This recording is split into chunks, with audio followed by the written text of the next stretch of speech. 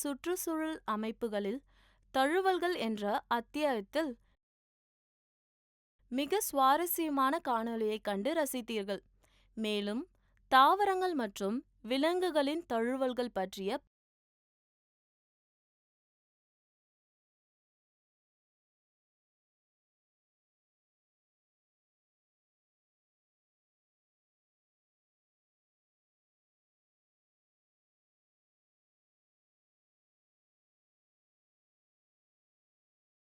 பல விஷயங்களை கற்றுக்கொண்டீர்கள்.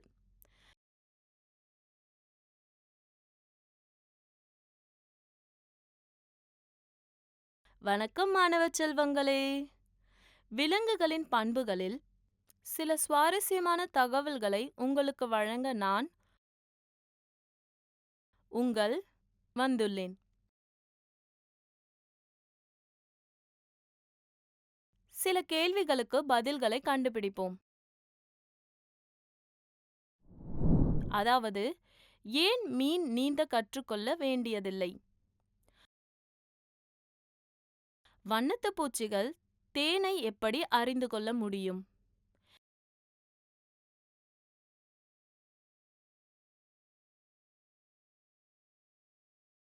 எறும்புகள் எவ்வாறு தங்கள் உணவை தேடி அதை பற்றி ஒன்றுக்கொன்று தகவல் கொடுக்கின்றன?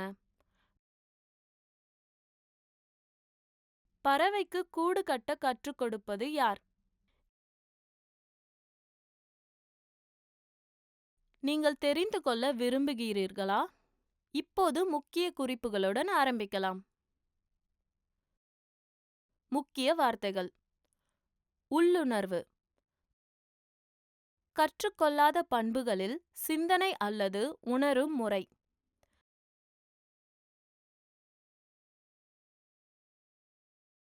பிரதிபலிப்பு: ஒரு அனிச்சை என்பது தன்னிச்சையாக அல்லது தானாகவே செய்யும் செயலாகும். இது உங்கள் உடல் ஏதாவது ஒன்றை பற்றி சிந்திக்காமல் செய்யும். உருப்பதித்தல்: ஒரு இளம் விலங்கு தனக்கு காட்சி செவித்திறன் அல்லது தொடு உணர்வு கூடிய அனுபவத்தை கொண்ட முதல் பொருளின் மீது தனது கவனத்தை செலுத்தி அதன் பின் அந்த பொருளை பின்பற்றும். அது கற்றல் வடிவம்.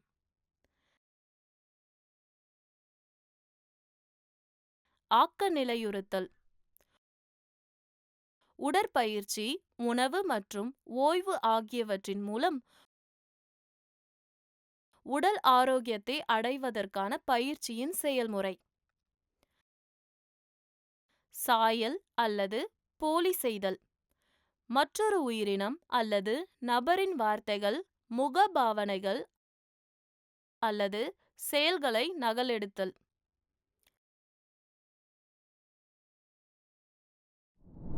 விலங்குகளின் பண்புகளில் நமக்கு எப்படி தெரியும் என்று நீங்கள் சந்தேகித்திருக்கலாம். மேலும் சில விஞ்ஞானிகள் விலங்குகளின் பண்புகளை பற்றி நீண்ட காலத்திற்கு முன்பே ஆய்வு செய்ய தொடங்கினார் என்று நீங்கள் ஆச்சரியப்படுவீர்கள். ஆம், எத்தாலஜி என்பது விலங்குகளின் பண்புகளின் பற்றிய அறிவியல் மற்றும் புறநிலை ஆய்வு மற்றும் விலங்கியல் துணை தலைப்பு.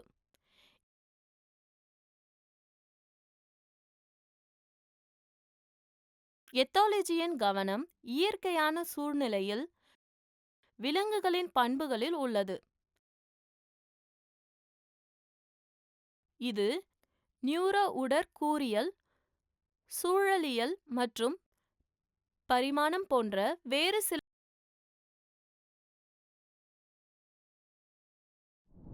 துறைகளுடன் வலுவான தொடர்பை கொண்ட ஆய்வகம் மற்றும்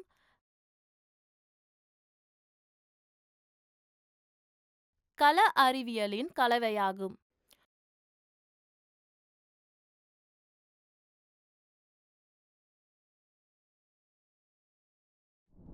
1930ஆம் ஆண்டில் டச்சு உயிரியலாளர் நிக்கோலஸ் டின்பெர்ஜியன் மற்றும்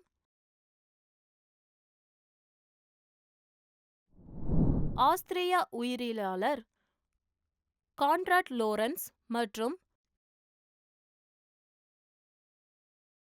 கார்வால் ஃப்ரிஷ் ஆகியோரின்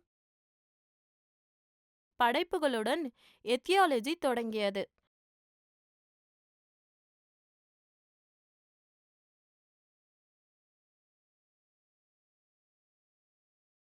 1973ஆம் ஆண்டில் விலங்குகளின் பண்புகளை குறித்து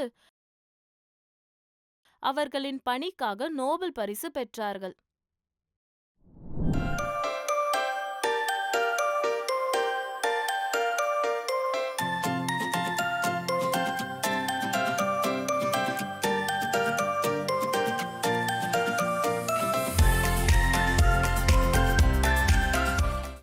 விலங்கு என்றால் என்ன?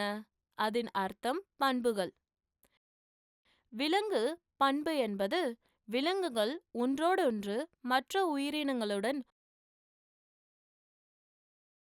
சுற்றுச்சூழலுடன் தொடர்பு கொள்ளும் காடு மற்றும் அற்புதமான வழிகளை பற்றிய அறிவியல் ஆய்வு ஆகும். விலங்குகள் அவற்றின் உடல் சூழலுடன் மற்ற உயிரினங்களுடனும் எவ்வாறு தொடர்பு கொள்கின்றன என்பதை இது ஆராய்கிறது. விலங்குகள் எவ்வாறு வளங்களை கண்டுபிடித்து பாதுகாக்கின்றன, வேட்டையாடுபவர்களை தவிர்க்கின்றன, துணையை தேடுகின்றன, இனப்பெருக்கம் செய்கின்றன மற்றும் எவ்வாறு அவற்றின் குட்டிகளை பராமரிக்கின்றன என்பதை இது விளக்குகிறது. அது எப்படி தொடங்குகிறது? விலங்குகளின் பண்பு பற்றிய ஆய்வு ஒரு விலங்கின் உடலியல் மற்றும் உடற்கூறியல் அதன் பண்புகளுடன் எவ்வாறு ஒருங்கிணைக்கப்பட்டுள்ளது என்பதை புரிந்து கொள்வதில் தொடங்குகிறது.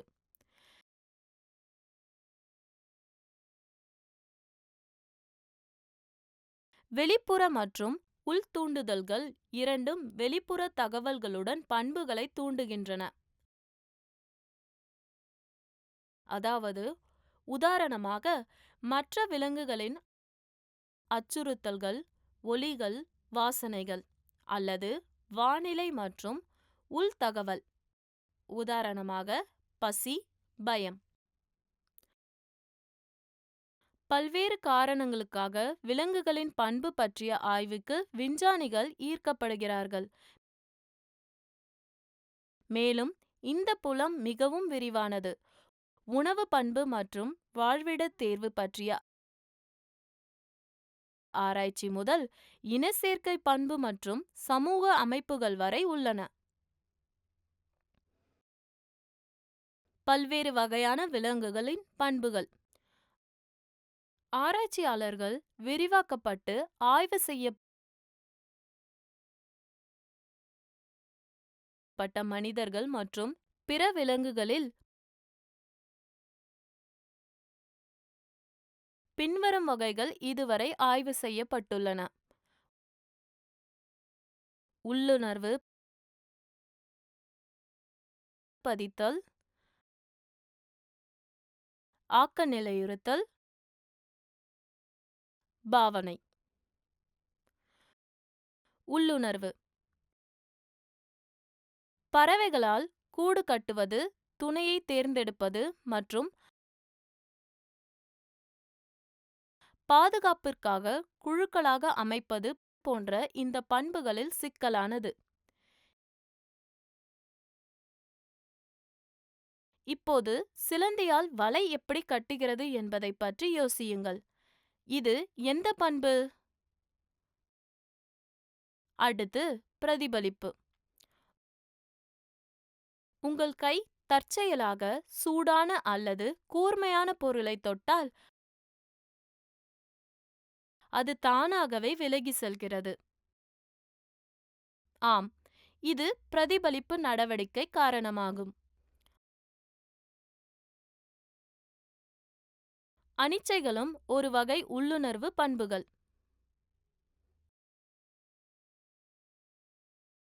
பதித்தல்.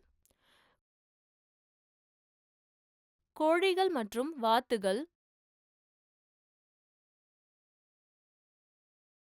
முட்டையிலிருந்து குஞ்சு பொரித்த உடனேயே நடக்க முடியும்.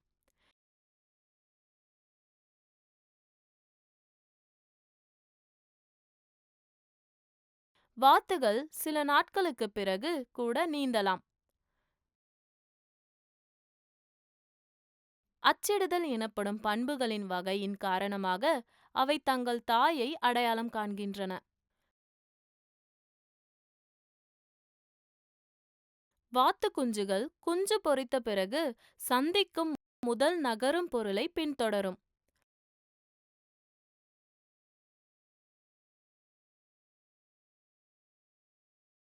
அவர்கள் மக்கள், பந்துகள் மற்றும் அட்டை பெட்டிகள் போன்ற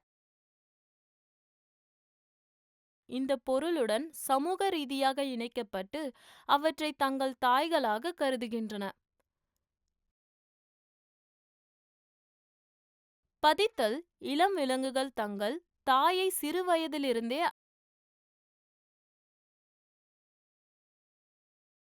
அடையாளம் காண உதவுகிறது. அவை உணவு மற்றும் பாதுகாப்புக்காக அவளை பின்தொடரலாம். ஆக்க நிலையுறுத்தல். இவான் பாவ்லோவ் 1849 முதல் 1936 வரை ஒரு ரஷ்ய விஞ்ஞானி ஆவார். அவர் ஆக்க நிலையுறுத்தல் பற்றி ஆய்வு செய்தார். நாய்களுக்கு உணவு வழங்கப்படும்போது அவை கூடுதல் உமிழ்நீரை உற்பத்தி செய்வதை அவர் கண்டுபிடித்தார். இது ஒரு தூண்டுதலுக்கான இயற்கையான பதில். உணவு. இது ஒரு நாயின் வாயில் தண்ணீரை உண்டாக்குகிறது.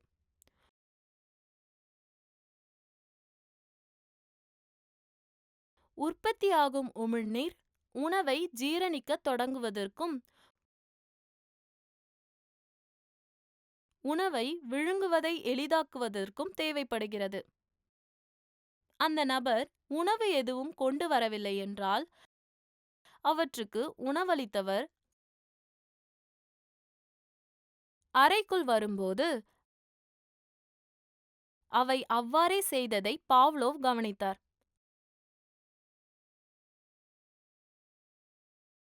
உணவளிக்கும் நேரத்தின் தொடக்கத்தில் பாவ்லோவ் ஒரு மணியை அடிக்க செய்தார். இறுதியில் நாய்கள் எந்த உணவையும் கொண்டு வருவதற்கு முன்பு மணியை கேட்கும்போது கூடுதல் உமிழ்நீரை உருவாக்கியது. மணி ஒலியை கேட்டதும் நாய் உமிழ்வது இயற்கையான பதில் அல்ல. அவ்வாறு செய்ய வேண்டும் என்ற நிபந்தனை இல்லாமல் செய்ய மாட்டார்கள்.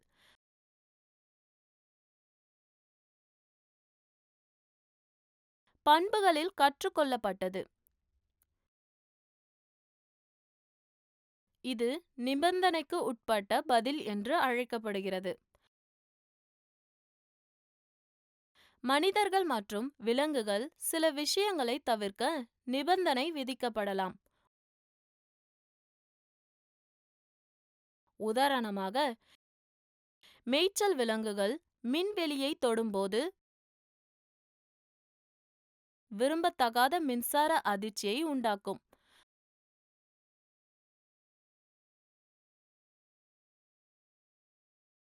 அவர்கள் இறுதியில் வேலியை அணைத்தாலும் தவிர்க்கின்றன.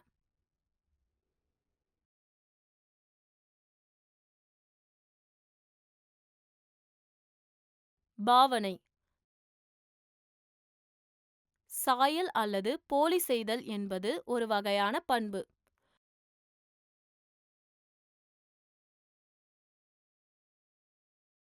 ஒரு விலங்கு மற்றொரு மிருகத்தை நகலெடுக்கிறது. மனிதர்கள் பெரும்பாலும் ஒருவரை ஒருவர் பின்பற்றுகிறார்கள்.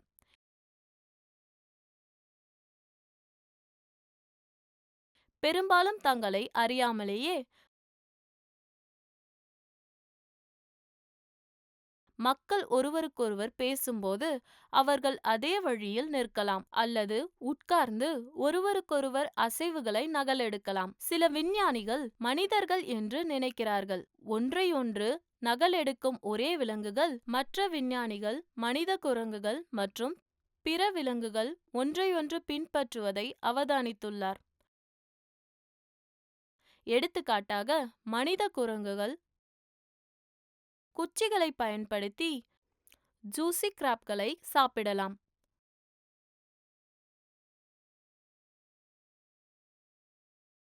மற்ற மனித குரங்குகள் இந்த பண்புகளை நகலெடுக்கின்றன. இதன் மூலம் அவை புதிய திறன்களை கற்றுக்கொள்கின்றன. உள்ளுணர்வு. மனிதர்களுக்கு உள்ளுணர்வு உள்ளது, ஆனால் சில பண்புகளை பின்பற்றுவதற்கான இயற்கையான தூண்டுதல்களை நாம் சமாளிக்க முடியும். உதாரணமாக, பசியுள்ளவர்கள் சாப்பாட்டு மேசையில் அமர்ந்தவுடன்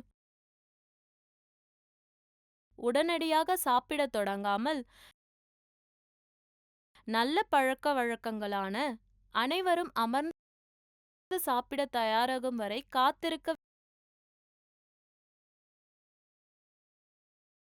வேண்டும் என்று அவர்கள் கற்றுக்கொண்டார்கள். பாவனை. மக்கள் பெரும்பாலும் ஒருவருக்கொருவர் பின்பற்றுகிறார்கள். பாடங்கள், விளையாட்டு அல்லது வேலையில் புதிய திறன்கள் போன்ற புதிய மற்றும் பயனுள்ள ஒன்றை கற்றுக்கொள்ள இது அவர்களுக்கு உதவும். இது குறைவான பயனுள்ள அல்லது தீங்கு விளைவிக்கும் நடத்தையை காட்டுவதற்கு வழிவகுக்கும். உதாரணமாக, இளைஞர்கள் ஒருவரை ஒருவர் பொருத்தம் செய்து கொள்வதின் விளைவாக புகைப்பிடிக்கவோ மது அருந்தவோ அல்லது போதைப் பொருள் உட்கொள்ளவோ தொடங்கலாம்.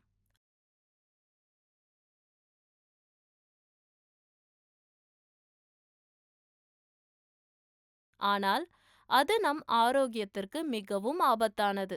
ஆக்க நிலையுறுத்தல். மக்களின் நடத்தையை மாற்ற பயன்படுத்தலாம். இதில் விளம்பரதாரர்கள் மிகவும் திறமையானவர்கள். தங்கள் படங்களை பயன்படுத்துகிறார்கள்.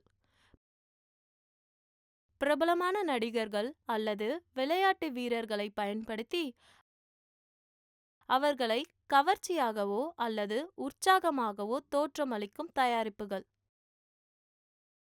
கவர்ச்சிகரமான படங்களுடன் தயாரிப்பை இணைப்பதின் மூலம் விளம்பரதாரர்கள் தங்கள் தயாரிப்புக்கு ஈர்க்க முயற்சிக்கின்றனர்.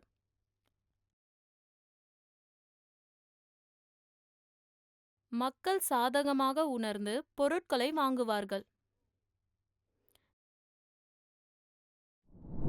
காணொளியை பார்த்ததற்கு நன்றி.